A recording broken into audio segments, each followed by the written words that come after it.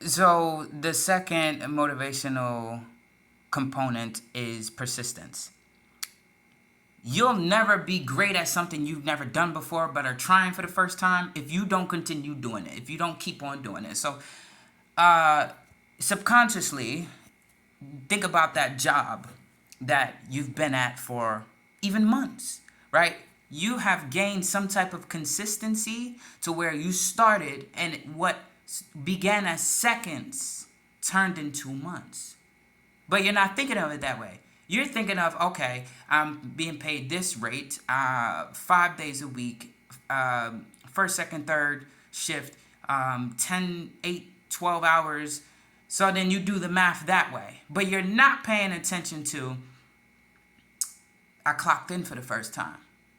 I'm at work for 5 seconds.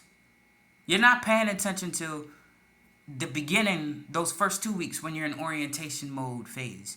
You don't even realize that you're 14 days in, right? So you're that much closer to knowing and learning that skill. It just don't seem like it yet because you're so into it. Then when it gets to the mundane part, and we've all been there, where you're about a month, 2 months in, and now even 3 months, and now you're like, okay, at this time we're doing this, and on that time we're doing that, okay, and that time we're doing that. And then you get to the point that you're staring at the clock because now it is nothing exciting to look forward to no more. You know everything. You know exactly how it's going to be. You know exactly what to do, how it's going to turn out, etc. The thing is, the thing that we have in common with that is we're not happy about it. The excitement is gone. So the consistency that we need in order to come from getting started to be getting great is to continue doing it. But in this particular example, how do we overcome that mundane, oh, we know exactly what's going to happen next and I'm bored staring at the clock part? How do we get over that? Well, you need to learn more about that skill. You need to practice more about that skill. You need to shift your way of thinking instead of here we go again, or complaining about the job, or anything along those lines. You need to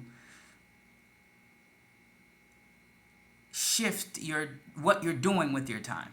Okay, if you realized that there's maybe 30 seconds, maybe 2 minutes that you're staring at the clock waiting for break because you're done already, then those 2 minutes you can use doing something to distract you from the time. Now you're looking at it differently and you're like, oh man, it's break time already? How many times have we done that? We've been either so busy with work, we've been so into the work that we're doing that we're like, oh snap, really?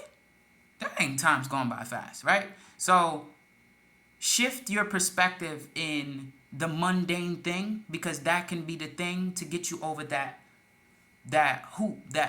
hill of being persistent and continuing, because there's levels to this, right?